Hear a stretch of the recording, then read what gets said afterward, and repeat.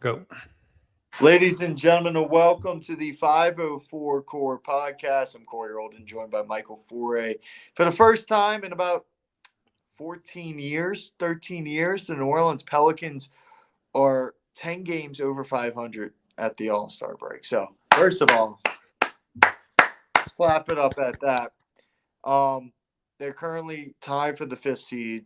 Don't have the tiebreaker with the Suns, but thoughts on first half grade with the Pels? Like a grade for the first half. Yeah. Um,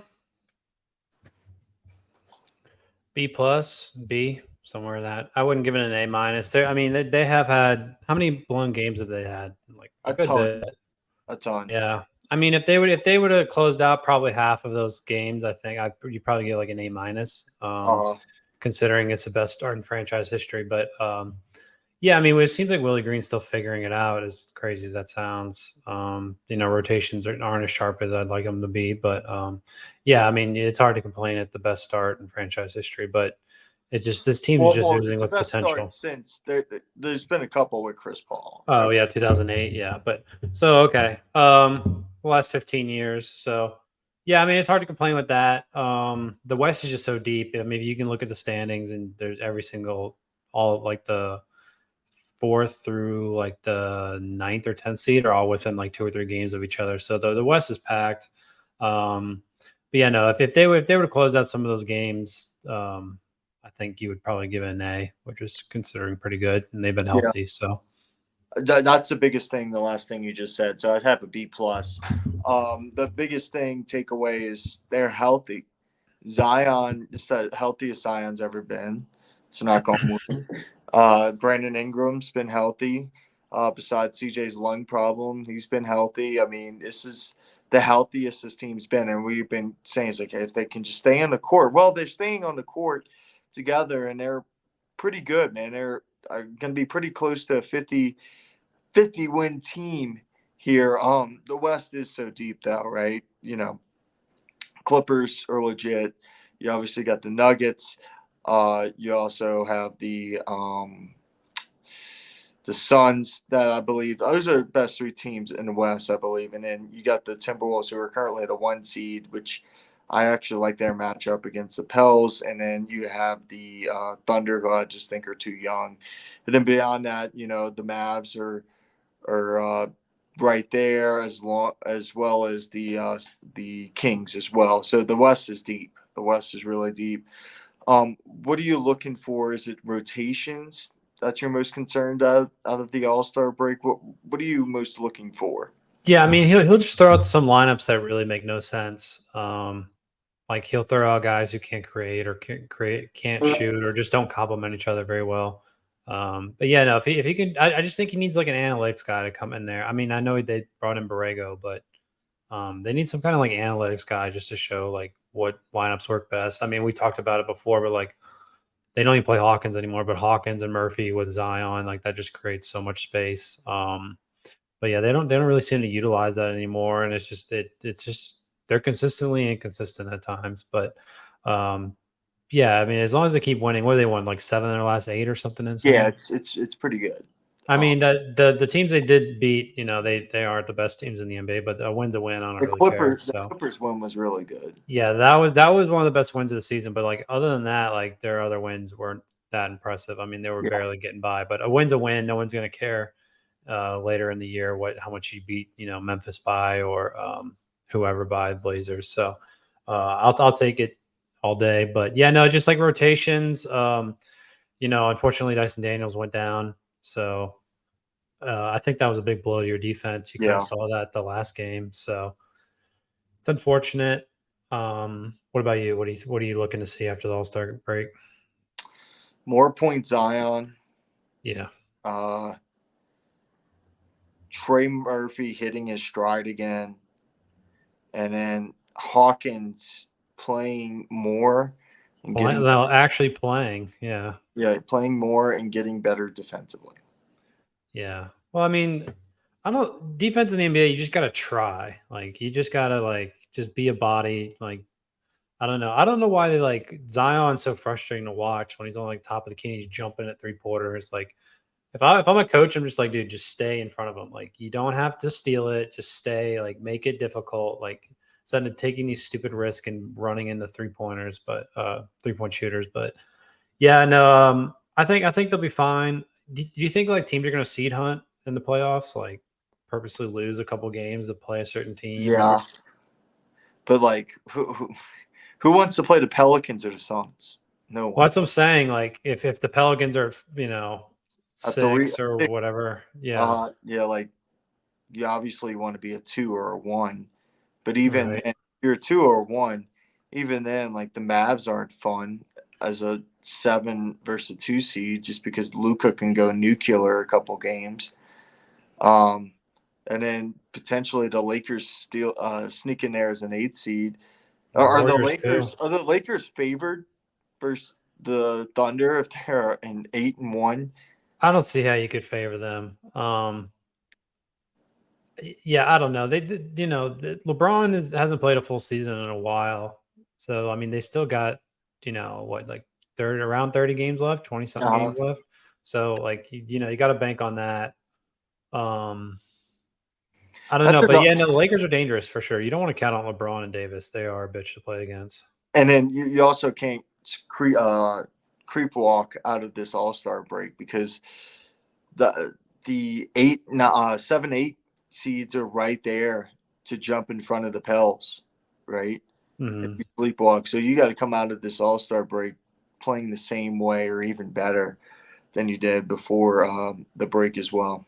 And they do have a pretty favorable schedule kind of early on. So yeah, they got to capitalize on it. And I mean, don't forget about the Warriors. The Warriors are kind of on a tear. Yeah, I don't know if they're officially back to what they were, but they are. You got Curry, and they are playing pretty good 10 basketball. deep. So yeah, they got some guys. Kaminga's pretty good. I like Kaminga a lot. No, I was Um, saying 10 deep Western Conference. oh, I got you. But yeah, no, it'll be interesting to see how it all plays out. I'm curious to see. The Kings might be the team that might get bounced. Yeah, 100%. And And they're pretty just good. think about that. Yeah, no, they're really good. They got 2 All-Stars, so and then they got some other guys who can ball. So yeah, the West, the league in general is just really, really deep. So like if you think about it, like the ninth or 10th guy on some teams would be starting maybe like 15 years ago on most teams. So it's just Yeah, that's crazy why how they need. talented. That's why they're talking about expanding. I think that would help the NBA. You get 2 more teams in there. You spread the wealth a little bit. Yeah, it would help the team. And then, dude, you can to be honest, dude, you can expand it even more. There's a lot of markets out there. Like they were talking about Seattle and Las Vegas, but you can go to Kansas City. You can probably go to Louisville, a place that doesn't have any professional sports teams, and put a team in there. Potentially St. Louis, it's another basketball market without a team. Just to kind of help spread the wealth a little bit in terms of how talented this league is. Because if you look at it, I'm going off the rails here, but if you look at it, Mike, when they expanded, like the league scoring was really high in 85, 86, 87. And then when they expanded 6 teams, it went back down to the median. And then they got really high. And then they expanded the league again around the 90s. Um, I think the league's due for another big expansion. Yeah, and then there's no secret too. LeBron's group or LeBron himself wants to Yeah, with buy yeah, in Vegas. So no, I mean the NBA, I wouldn't be surprised if they expanded. So I think that's pretty interesting. Um, but yeah, have you paid attention to I mean, I was on Twitter. I didn't see one thing for the dunk contest or anything for like the Yeah, I All-Star saw weekend. Jalen So Brown had a terrible dunk and they were booing him. yeah, no, the All-Star weekend is so watered down. Did they even Yeah, do the 3-point contest? I don't even yeah, they know. did. I don't even know. Like, Sabrina, I forgot her last name. Really good player. She competed in it and got like 26 points. really? Yeah, I Yeah, mean, like, oh, maybe the UFC kind of overshadowed it last night, but yeah, they didn't. dude, all Star weekends are terrible. The only one that like I watched the home run derby, right? Yeah, But besides the slam dunk contest used to be the best thing. yeah, I Uh, think everyone's just kind of done everything like there is yeah, kind of to do. Like, I don't know. Yeah, but the last like true like Trey Murphy dunk contest wasn't terrible, but like the true last Aaron great Gordon, one. Yeah, Aaron Gordon and Zach LaVine. That was like the true like 26. last. Yeah. Yeah, but yeah, it seems like it's all watered down and it's more about the theatrics than anything else. But yeah. So All right. So Super Bowl thoughts. um called it in the last podcast. Yeah. Shanahan just kind of is what it is with Yeah. Shanahan. So I just think I don't. Is he a good coach? Yes. Do I think they should fire him? No. But do I think he has a lot of flaws managing games in certain ways? Absolutely. Yeah. I couldn't get a pulse on the game before, and it went to OT. So I'm not surprised. I wouldn't have been surprised by any outcome. Third and 4. That was the game. Before 2 minutes. You had the ball 3rd and 4, right? You're obviously in field goal range to take the lead. 3rd and 4 there, you convert, you win that game. Yeah, for sure. Dude, I'm being honest. Like, I'm running 2 plays. Like, I might run the ball right there, set up a 4th and 2, 4th and 1, and go for it. I'm serious, just because like you take the ball out of Mahomes' hand, right?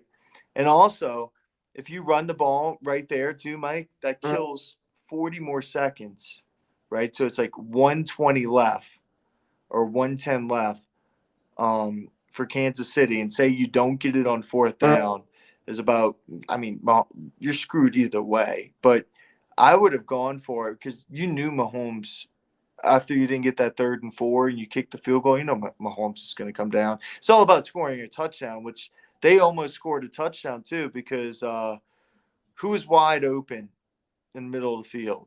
For the 49ers? No, for the Chiefs. Last play I is don't number 4. remember. Number 4. Oh, Rice? Yeah, Rice was wide open for a touchdown. They threw a Really? fade to Travis Kelce, but Rice was wide open, so the Chiefs could have scored a touchdown and won the game before overtime. And although all the 49ers players came out and they said, we don't even know the rules to OT. So, like, Yeah, but I don't mind his decision, to be honest. so Just yeah, he's caught a lot of backlash. There's a lot of Monday morning quarterbacking with that. He's like, oh, they should have gotten a second. And then, there was yeah, like, but yeah, yeah, but if both teams score, they get the ball first and they can kick the field goal and win. yeah. You know what I'm saying? So that's kind of like the thought process of it. Yeah, I don't think there's really a right or wrong decision taking the ball first in that OT scenario. But like, if you notice when the Chiefs did score on that second time, like they kind of like didn't even really know because like Rice caught it and he like looked around. He's like, did we just win the damn game? And they're like, everyone else did. And like 3 seconds later, everyone's like, oh, we just won. So it was interesting. I like those OT rules. But yeah, am I surprised by anything that happened in that game? No. So I thought it was a pretty good game. I agree. Just wish the Saints could get back there, but I don't think that's going to happen anytime soon. Yeah, it might be a while. I'm being honest, I didn't watch LSU baseball this weekend. I was too busy covering Colorado College. Or did you watch any LSU baseball? Yeah, no, I did. I think Jared Jones is going to be the next guy up. That dude's just a power hitter. He looks heavier too, like muscular. Like he's freaking massive. That guy Milam, Fonzo's boy from New Mexico, he's really Yeah. good. I think he'll be fine.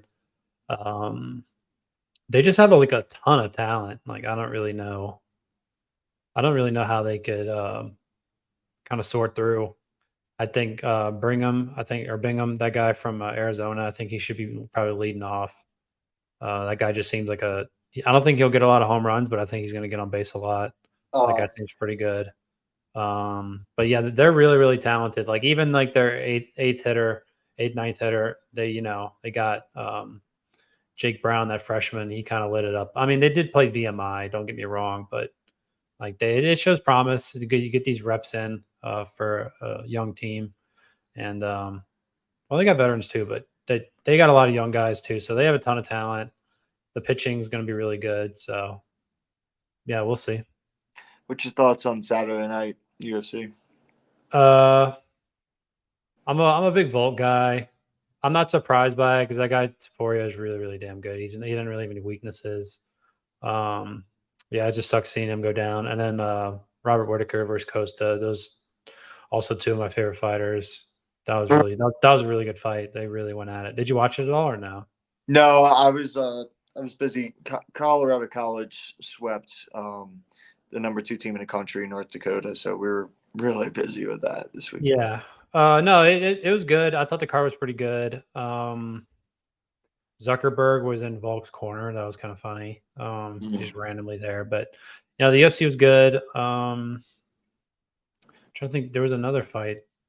I only really watched the last 3 fights, so I didn't see Marab versus Cejudo. Cejudo's Mm-hmm. probably gonna retire, but yeah, it was good. The UFC 299, that's going to be a really good card as well. So some people think it's better than the 300 card, which is supposed to be all that.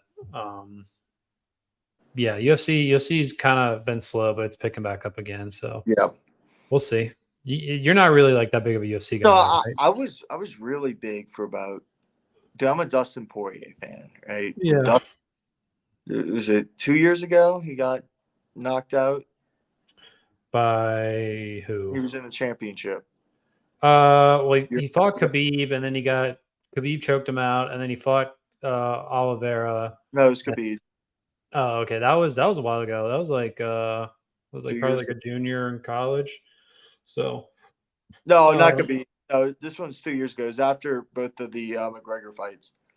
probably Oliveira. Yeah, Oliveira choked him out. I think Yeah. he choked him out. He got on his back. But yeah, dude, like these guys, especially that weight division, like these guys are just all eat each other up. Like Mm-hmm. they're all so damn good. Anyone can beat anyone in that division, especially. But yeah, I mean, if these guys hang around enough, they're gonna lose eventually. So Yeah. yeah, It's like McGregor. UFC is really really deep. It's kind of like the NBA. Like guys have just gotten so much. Like champions from like 10 years ago. Like I don't think they'd be even like a top 5 contender. A lot of them. Some of them McGregor. obviously would be. Huh? Like McGregor. No, McGregor definitely would be. Like Prime McGregor was really really good. Obviously, Mm-hmm. you can't discredit that. But I'm talking about like a lot of like early day UFC guys, like those champions. Like I don't think a lot of those champions would even be like. Some of them probably wouldn't be ranked. Just like the skill level of a lot of these guys are just so damn good. Mm-hmm. Like you got guys who are like really good boxers mixed in with jujitsu. A lot of times, like the UFC back then, you were like a one specialty kind of guy, like a jujitsu guy or a karate guy or whatever. But like now today, everyone's so damn good at everything. So like Sean Strickland, like he's a black belt in jujitsu, and like you would have no idea because all he does is strike. So it's just the skill level today is just insane, and it's only going to keep getting better because kids are starting to train at like 8 years old now. So Yeah. Last topic. yeah, I don't know how much you followed this or saw it, but Caitlin Clark broke the all-time women's basketball record, and she's probably going to beat Pistol Pete's record in about 2 or 3 games. Uh, she's also randomly got some national hate saying that she's not great and all that kind of stuff. What's your thoughts on Caitlin Clark? dude, I haven't watched much Caitlin Clark, so I'm kind of reverting back to last year, just the kind of hype she made in the tournament. But I see like highlights here and there. But you know, to say she's not great is like Ignorant. I don't know. Yeah, well, it's ignorant, but it's also just like, are you just doing that for clickbaits? Like, it's just such like an ESPN. Like, I gotta get my dumb opinion out there to create clicks, Yeah. kind of take. But yeah, what she's all time scoring record, all time scorer in NCAA women's, right? Yes. And Yeah. she So and how could people you are say like, she's oh, not great? she did that in 4 years too. Like it's not like an extra COVID year or anything else. She did that less than 4 years. Yeah, I mean that's just like what else do you have to do? What else do you have to accomplish for someone to She call brought you great? Iowa to the national championship. They don't Yeah. have any bigs. None of those girls are going to even touch the WNBA besides Caitlin Clark. Dude, to be honest, with Caitlin legitimately can make the WNBA like relevant because she's already done this for women's basketball. It's how good Caitlin Clark is. They had the highest rating national championship. People were like, "Oh, it's LSU too." I was like, I don't want to break LSU fans' hearts, but a big reason why the national championship had 10 million viewers is because people wanted to watch Caitlin Clark. Yeah, I think it's kind of obvious, but yeah, you'd be kind of like ignorant to think it should like. And once she goes to the WNBA, dude, that her first game in WNBA is going to be the highest rated game ever in the Yeah, WNBA. I've seen lines like on Twitter and all that where people, waiting outside to try and get to go see her. So yeah, she is a main attraction. She's probably going to make more in college than she did in the No, she NBA is. too. Well, She is. I wonder how much she makes in NIL. It's got to be like $1 million or 2 million, huh? Yeah. Yeah, I don't even know WNBA No. salaries, but I can't imagine it being very good. No, I agree. So So yeah, but yeah, to call her not great is just ignorant. yeah, you should lose credibility on the spot unless some And like ESPN producer is telling you to say that. so like I saw a stat too. She has like 3,500 points, over 1,000 assists, 800 rebounds. Nobody in the history of NBA, WNBA, or NCAA has done that in 120 games besides her. Yeah, no, she's impressive. Even when she broke the record, she shot it from like Half 100 court. feet out. Yeah, so like that was pretty cool. But She yeah, had 49 and 13.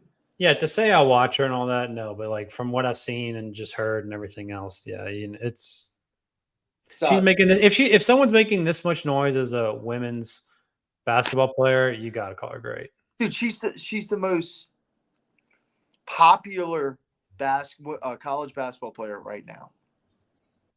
Yeah, I don't even know who's two. I couldn't even tell you. So, I all mean, right, bro. yeah, That's but all I got. yeah. Is there anything else to plug? Um, no. I mean, Saints got Clint Kubiak, which I guess I'll touch on that.